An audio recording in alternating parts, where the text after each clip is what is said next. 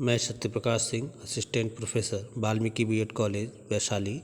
आज हम लोग डीएलएड फर्स्ट ईयर के कोर्स 4 विद्यालय संस्कृति परिवर्तन और शिक्षक विकास पेपर से संबंधित टॉपिक पाठ्य सहगामी क्रियाओं के बारे में अध्ययन करने जा रहे हैं। सर्वप्रथम हम लोग देखेंगे कि पाठ्य सहगामी क्रियाएं हैं क्या।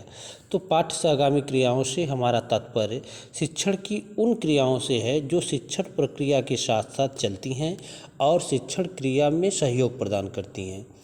ये पाठ्य सहगामी क्रियाएं विद्यालय की जीवन शक्ति होती हैं। इन क्रियाओं के द्वारा बालक के व्यक्तित्व के विकास में बहुत बड़ा योगदान होता है। इन क्रियाओं के द्वारा बालकों का शारीरिक, मानसिक, नैतिक, चारित्रिक, सामाजिक विकास करने का प्रयास किया जाता है। इन क्रियाओं को पाठ्यक्रम के अतिरिक्त क्रियाएं माना जाता है और वे अतिरिक्त पाठ्यक्रम क्रियाएं कहलाती हैं।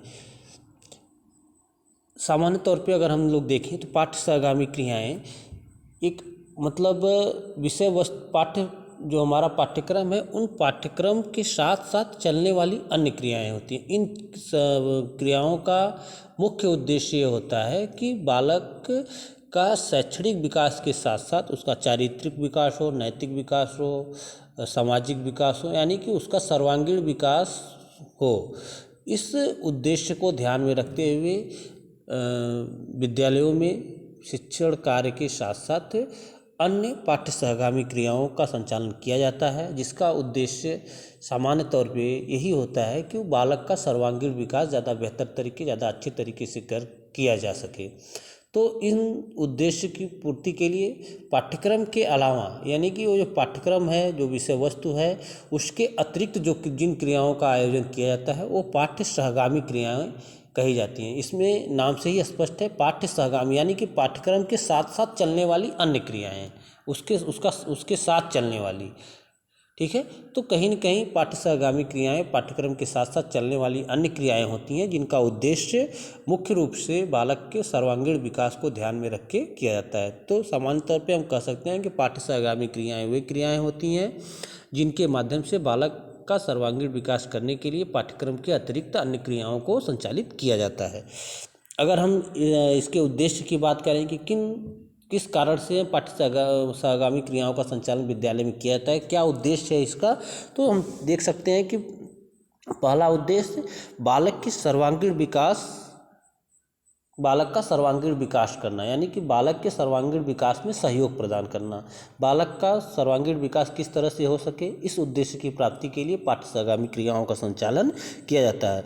दूसरा उद्देश्य अगर हम देखें तो विद्यालय में संपूर्ण शैक्षणिक कार्यक्रम एवं विद्यालय की चारित्रिक भावना को उन्नत बनाना, यानी कि जो शैक्षणिक कार्यक्रम है एवं विद्यालय का जो एक वातावरण है, उस वातावरण को एक उन्नत वातावरण, यानी कि एक अच्छा वातावरण बनाना जिसमें कि सभी क्रियाओं को ज़्यादा बेहतर तरीके से किया जा सके। उसके बाद अगर हम देखें तो कहीं न कहीं